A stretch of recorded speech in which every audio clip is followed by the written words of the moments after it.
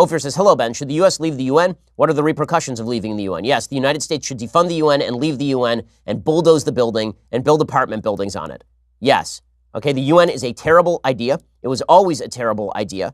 There's no rationale for countries that are run by evil human beings to have the same weight in the UN General Assembly as the United States. There's no reason to suggest that Russia should be on the UN Security Council having veto power over issues in which it has a direct hand.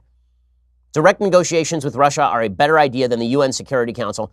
The UN is a mockery and a sham. And if you want to create a league of democracies, create a league of democracies, create alliances without regard to this false notion that there's a family of nations.